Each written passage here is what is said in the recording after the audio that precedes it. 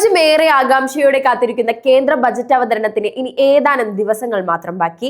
പാർലമെന്റിൽ ബജറ്റ് പെട്ടി തുറക്കുന്നതിന് മുൻപ് ധനമന്ത്രാലയത്തിന്റെ അതീവ സുരക്ഷാ മേഖലയിൽ നടക്കുന്ന ഒരു പാരമ്പര്യമുണ്ട്. ഹൽവ ചടങ്ങെന്നാണ് അത് അറിയപ്പെടുന്നത്.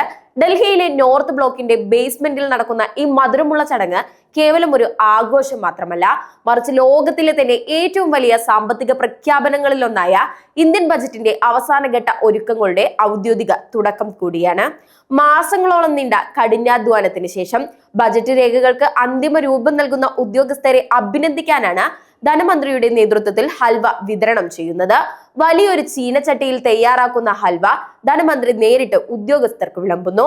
ശുഭകാര്യങ്ങൾക്ക് മുൻപ് മധുരം കഴിക്കുന്ന ഇന്ത്യൻ പാരമ്പര്യം കാത്തു സൂക്ഷിക്കുന്നതിനോടൊപ്പം ബജറ്റ് തയ്യാറാക്കുന്നതിൽ പങ്കാളികളായ 100ഓളം ഉദ്യോഗസ്ഥർക്ക് നൽകുന്ന ഒരു സ്നേഹ സമ്മാനം കൂടിയാണിത്. മുൻപ് ബജറ്റ് രേഖകൾ അച്ചടിക്കുന്ന മെഷീനുകൾക്ക് സമീപമായിരുന്നു ഈ ചടങ്ങ് നടന്നിരുന്നത്. ഇന്ന് ബജറ്റ് ഡിജിറ്റലായി മാറിയെങ്കിലും ഈ ആചാരത്തിനൊന്നും മാറ്റമില്ല. എന്നാൽ ഈ മധുരം വിളമ്പലിന് പിന്നാലെ വരുന്നത് അതീവ ഗൗരവമേറിയ നിയന്ത്രണങ്ങളാണ്. ഹൽവ ചടങ്ങ് അവസാനിക്കുന്നതോടെ ധനമന്ത്രാലയത്തിന്റെ തിരഞ്ഞെടുക്കപ്പെട്ട ഉദ്യോഗസ്ഥർ ലോക്കിൻ കാലയളവിലേക്ക് പ്രവേശിക്കുന്നു.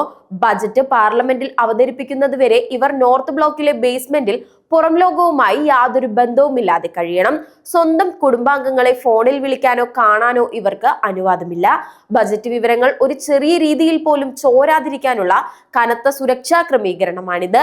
ഇത്തരത്തിൽ അതീവ രഹസ്യ സ്വഭാവത്തോടെയും അർപ്പണബോധത്തോടെയും തയ്യാറാക്കുന്ന ബജറ്റിന്റെ മധുരമുള്ള തുടക്കമാണ് ഓരോ വർഷവും ഹൽവ ചടങ്ങിലൂടെ രാജ്യം കാണുന്നത്.